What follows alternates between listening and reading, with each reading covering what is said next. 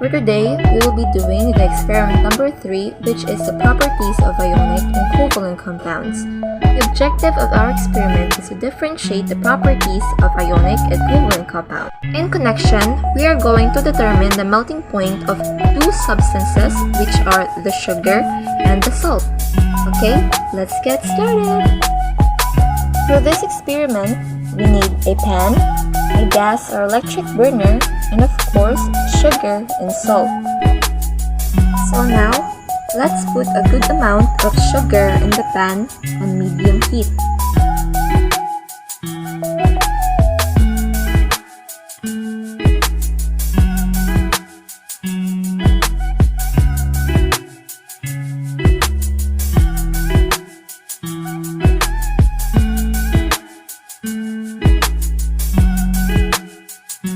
So here, you can see that the sugar is slowly melting due to the heat.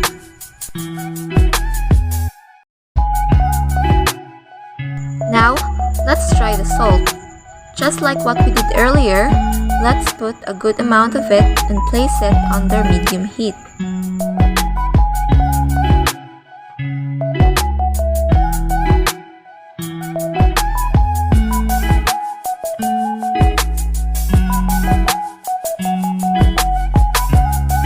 After quite some time, we can see that it does not melt. There may be changes in the color, but it is still solid. So, why does sugar melt faster than salt? Sugar is an organic compound and its melting point is 186 degrees Celsius, whereas salt is an inorganic compound having higher melting point of 801 degrees Celsius. Sugar, sucrose, being a covalent molecule, melts on heating, whereas salt is ionic, hence require higher melting point. But what is a covalent and ionic compound? But first, let's take a look at the molecular formulas of the compounds used in the demonstration, which are the sugar or the sucrose and the salt, are also known as the sodium chloride. Sugar, or also known as sucrose, is a disaccharide, a molecule composed of two monosaccharides, glucose and fructose. We can see here the chemical or molecular formula for sucrose. It means that each molecule of sugar contains 12 carbon atoms, 22 hydrogen atoms, and 11 oxygen atoms. Next, we have the salt, or also known as sodium chloride. It is an ionic compound with a chemical formula NaCl, representing a 1:1 ratio of sodium and chloride ions. A covalent bond is a chemical bond that involves the sharing of electron pairs between atoms.